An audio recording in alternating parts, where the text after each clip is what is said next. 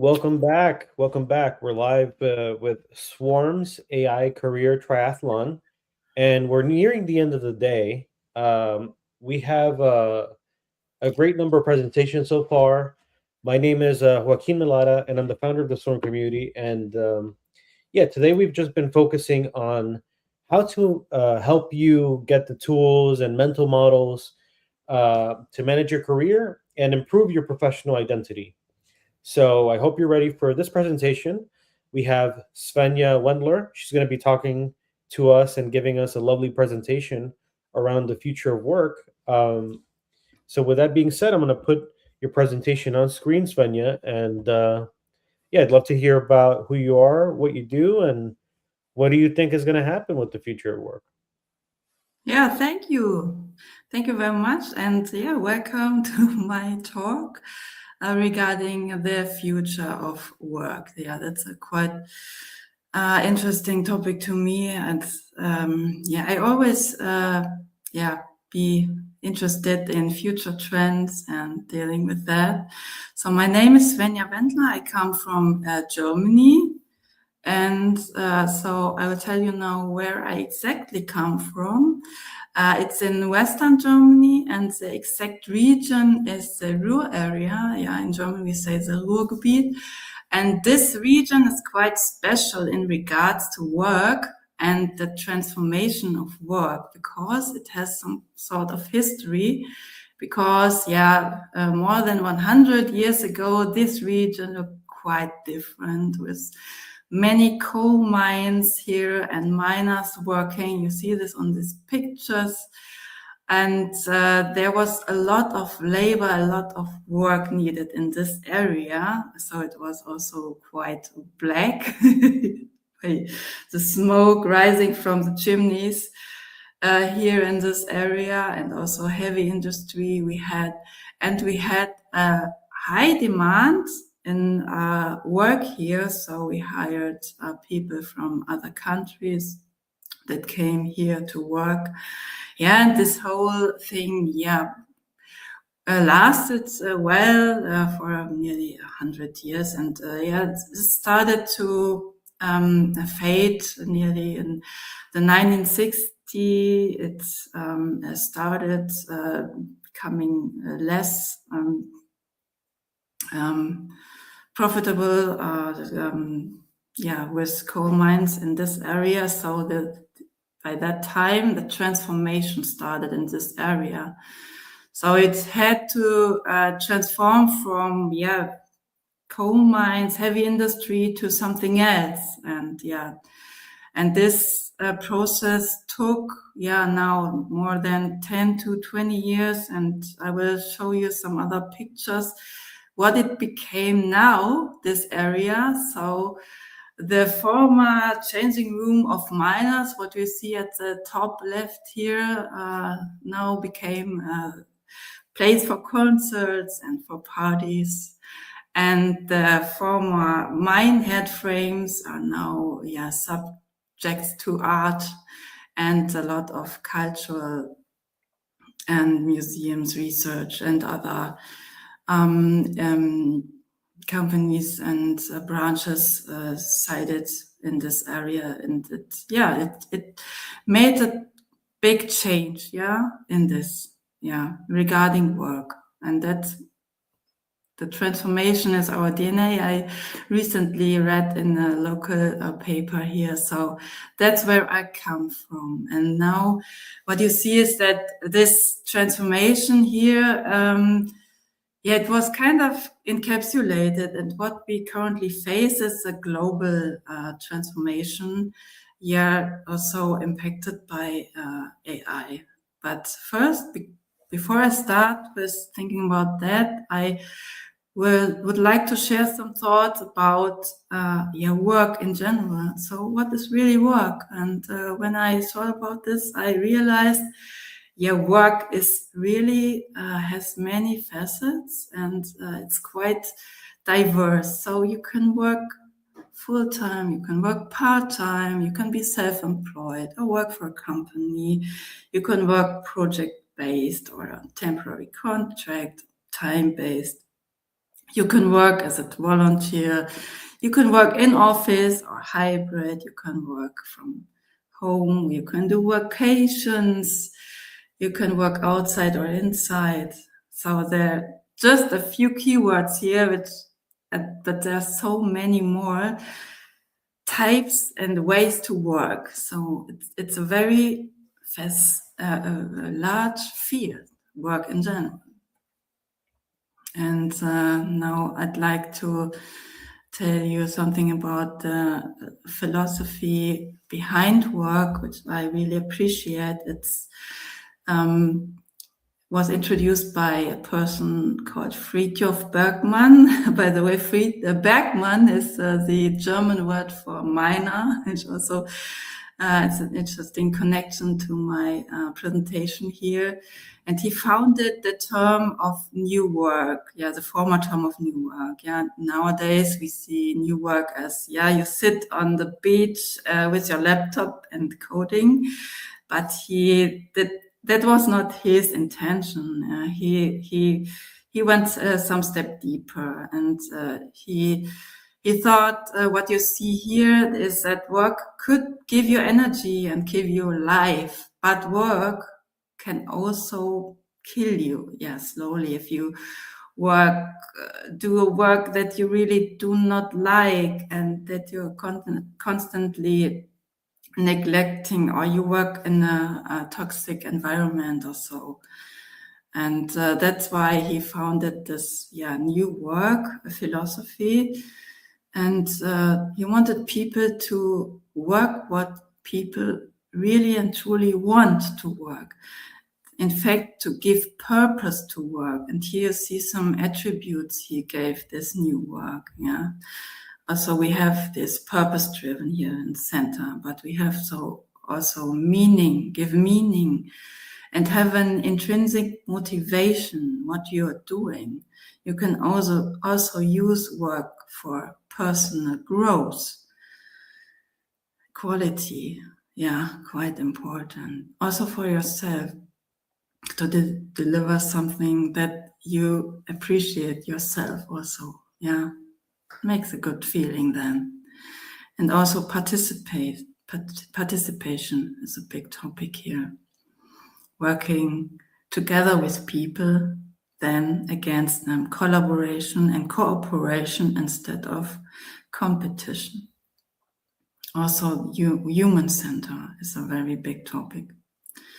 And that is the general philosophy behind work, what we still have, though we have, the AI topic changing the world by introducing disruptive changes, especially influencing jobs.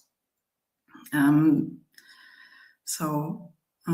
is a study by the MIT that states that 80% of jobs are influenced by AI, and nearly 3% of jobs are currently done by AI, but more than 3 times can be done by AI and are not yet coming to place here. So that's a very big change, which also results in layoffs, yes, but these layoffs are not only the result of AI substituting your job. That's not really the case, because there are also other effects influencing this. Also, these bigger players on the market, they want to save money by laying off people and spend this in data centers to make progress in that. And also during the years 2020 to 2023, there were many hirings, so many employees hired, too much. And there's also a clearing effect now, what we see. So it's not only AI is replacing your job. And what we also see is, yes, but there is still a skilled labor shortage out there, especially for jobs like the care sector, education, trades, construction, and also IT. So there is a need of skilled workers still. Especially cybersecurity specialists are needed. Also, data engineering, DevOps is still needed. And AI also introduces new jobs. I will now show you a list with jobs that were not existent 3 years ago. Yeah, these jobs did not exist 3 years ago. Yeah, see a deepfake detection analyst or retrieval RAG engineer, multi-agent systems engineer, workflow architect. And what I find quite interesting is AI red teamer. It's a person like I would say similar, can be like a pen tester for LLM. So ensuring to test an LLM that it does not hallucinate, that it cannot be jailbreaked and be secure. Yeah. And that these are new jobs. You can find them out there on the job market. And also an interesting job is a wipe coding cleanup specialist. So yeah, there are also people earning money by cleaning up wipe code. Yeah, but yeah, well, who does this wipe code? So who does a wipe code crap? Isn't it perfect, this AI thing?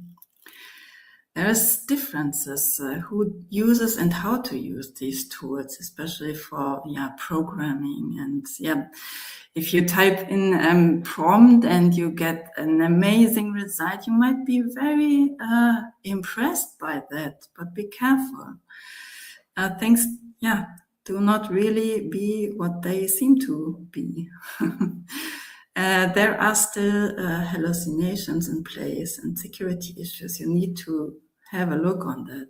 And especially people that have not yet gained that much experience by programming, by analyzing logs, by finding out. They are learning by pain nearly to scroll out and find problems for a day or a week, and diving through this, it's gaining experience. If you do not have that, you might trust this, way too fast, and that leads to this problem, especially with people that do not have any clue about programming, that just create a application by prompting, do not have any clue that they produce not that clean code. Though the difference is, if you know how to develop proper software, you know about architectural principles, you know best practices, you know design patterns, you know anti-patterns, you know for refactoring techniques, you know how to create component-based applications, have a clue about security issues, about dependency issues, then you are in a great position if you get this strong tool that you produce something great in such a small amount of time, being so productive. So developers and also me feel like superheroes nearly. So it's nearly amazing what you can do with it if you know how to do it. But that's a difference here. But who needs it? Where can you work with that? So what is about recruiting? Has what influence or what impact has AI on recruiting? Are CVs still needed? I recently was at a job fair, and I got to know, yes, CVs are still in place. They still need to be free of mistakes. They still need clear structure, provide your recent stations first, and what's very important is references and skills. For stating your references, you can use a pattern, the STAR pattern. You state the situation, then the task within the situation, the action that you did, and the result. And skills become more and more important because the general job our work description and environment transforms from traditional job description work. So you have a job description, you have a special domain you work in, and you do these tasks, and you do this for years. That won't be the future. The future will be task-based work, and to get to know and become aware what tasks you can do. One need to know what can you do and what you are what skills do you have, and skills become more and more important, basically, and so what skills will be important? Being social skills, because the human-to-human interaction is still a big topic, and it has still a meaning. And creativity, we already heard this today, what your talent is, creator, and also digital skills. The learning ability is always a topic, is always a skill that's needed. And also problem solving is important. And being adaptive, that's why we are here, becoming adaptive. So when I was at this job fair, I brought these skills. It's a general job fair, not focused on AI topics, but they need things like Office and general programming language like Python, Java, and SQL. And what I find quite interesting, Linux is a skill that's here needed, and SEO is also quite important. Besides project management, data analytics, we already knew this. And how do recruiters work nowadays? They also have professional systems like smart recruiting systems. So now I give you a short glimpse behind the scenes here. There are systems called applicant tracking systems that work together with talent platforms like, for example, LinkedIn. And there are bigger players here like Smart Recruiters, that is by SAP. And there's also Greenhouse and Workday. They all have different focus.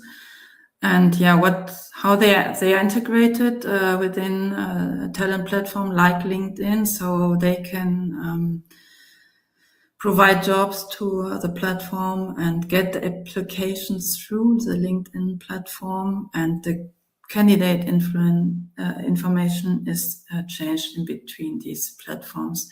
And these platforms also introduced a lot of AI features recently. I have a list of these features here. It starts with predictive candidate scoring and description writing, workflow management, scheduling, also performance analytics. And what's quite interesting is this predictive analysis, but also behavior. And so they analyze your behavior. They analyze this to find high intent applicants. That's quite interesting topic and quite new here. Yes, but what about the companies? So now we talked about bigger companies hiring, but there are companies, they do not have a chance to hire currently because they are in a quite complicated situation. The IFO Institute in January this year stated that IT service providers have a lack of orders by nearly 50%. Why is it? It's not only, as we saw it before, it's not only due to the AI, but yes. There are also reverse developments in regards to less So taking more back into the whole, taking things back home, basically, yeah, reducing costs and not externalize services, but build internal know-how. And with the means of AI, it might be easier to customize a framework, yeah. And they want to reduce dependence on external parties. And so AI reduces need of standard things. Yeah, we have this buy-or-build decision, that is treated different than years before.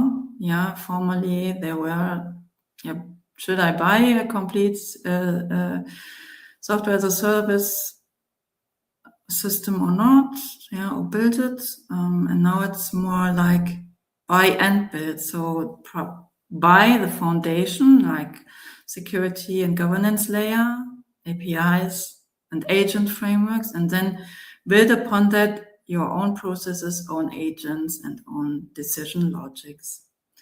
That's different, and that can be also subject to consultancy here. Yeah, so this building processes, agents, and decision logics for companies.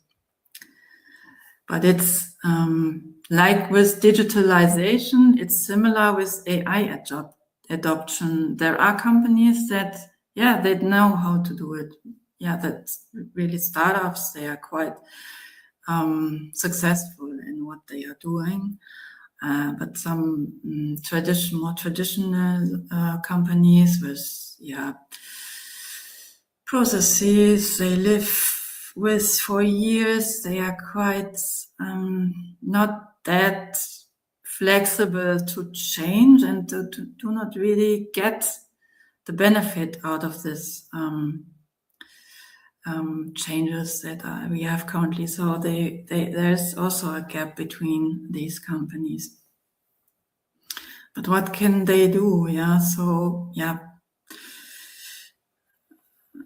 cars of ballast. But specialize. They need to specialize, because specialized skills are still needed. Diversify to special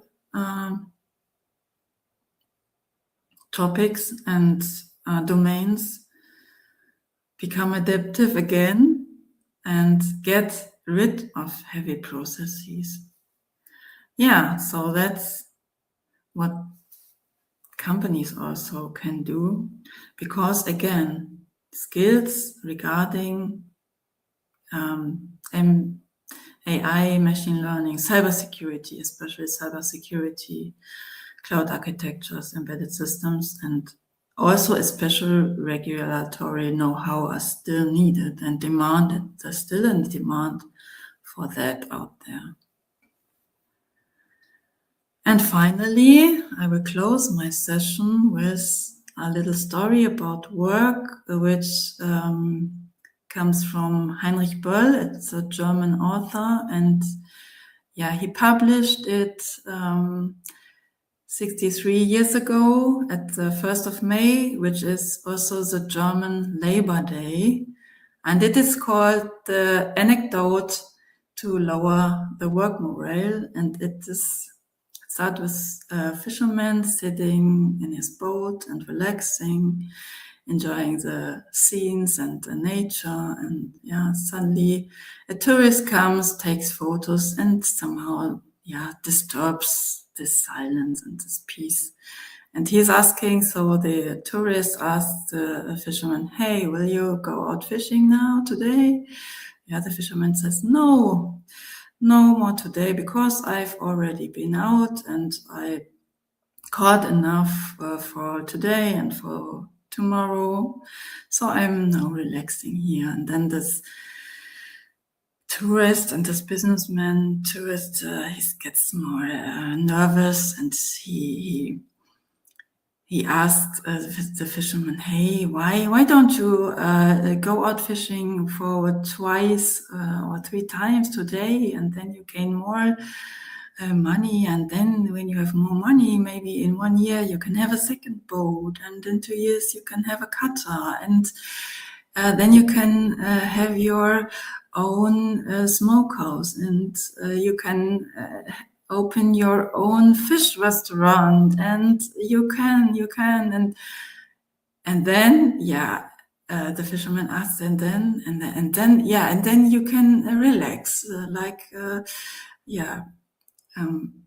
But the fisherman says, yeah, but that's what I'm doing now. So yeah, I leave you with this story, and thank you for your attention of my talk today. Thank you, Svenja. I love the contextualization of all the different range of possibility that exists and how things have been changing over time.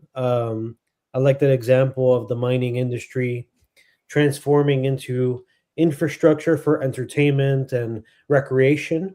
Um, how do you feel in this current evolving market? You know, you do project management.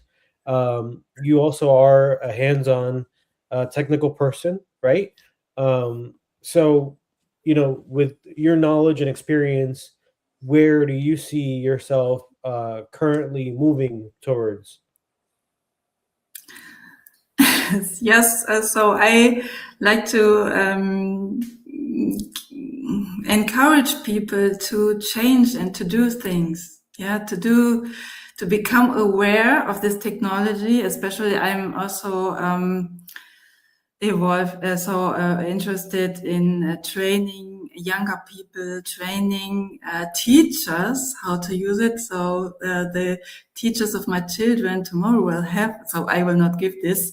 They will have training in regards to how their students use AI for their homework. And there's so much for the large communities of people to learn about these technologies, because in the business sector it already has arrived, but it has not yet arrived in the consumer and the normal people. Yeah, they do not have that many touch points, and I want to make them aware of that, and to spread this knowledge, and that they do not have a fear, that they have a feeling for what can we do, because there are also miracles that people believe if they do not have this knowledge. Yeah, that's my goal. Yeah.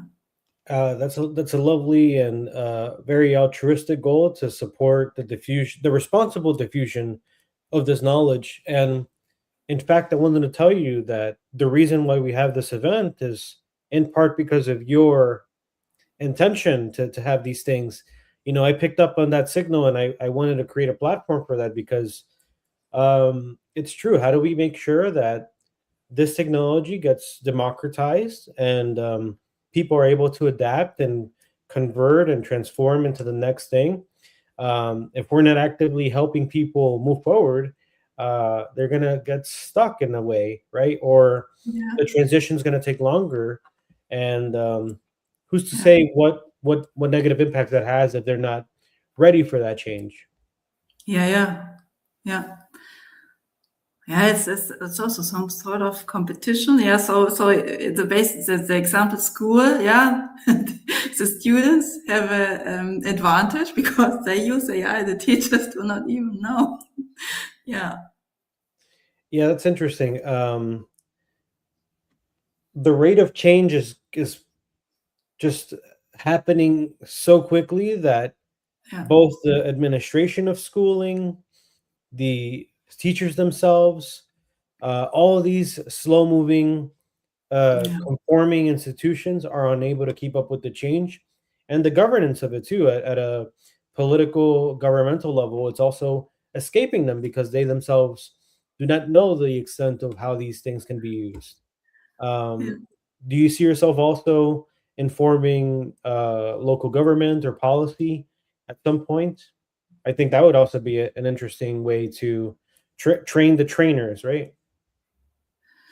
Yeah, maybe if they want to be trained. Yes, of course. Yes, I'm open-minded to everybody who where I see a demand, yeah, and where it can have a benefit. Yes, of course.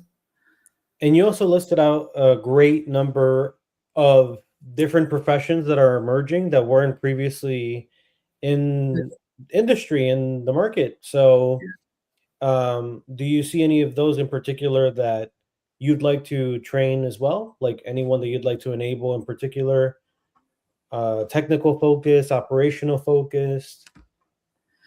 Yeah, so my goal would be to train. So I see a problem with um, the people leaving so they do not have yet AI skills that are needed. So currently it seems that you need AI skills for every type of job, especially in the IT sector.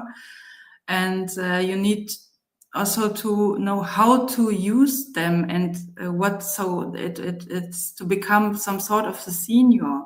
Yeah, to know about the pitfalls, to know about the problems that may evolve. So there's here a large demand, and what I wanted to train. Yeah, that would be a training focus. Yeah, to make them become aware of that. So become better in doing vibe coding or using these AI coding tools, because yeah, to not stepping into these pitfalls. Yeah. And so I take it you're going to be more focused on technical realms. I mean, first you're going to do education and kind of mass market, but do I also understand that you also want to tackle more of the technical aspects? So junior coders that don't know the limitations of their knowledge and skill, they'll know this is how far you can go with it, but you still need to learn the theory and still kind of build things from experience. Yes, Or I love this the programming theory and thinking in abstract ways and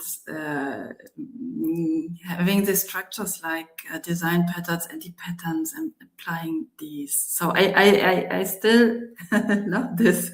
I do not want to get totally away from that yet, because I still like coding or developing a little project that I do. Yeah. excellent. Well, are there any last words that you might want to leave the audience? Words of encouragement, a pragmatic direction to pick up their learning journey?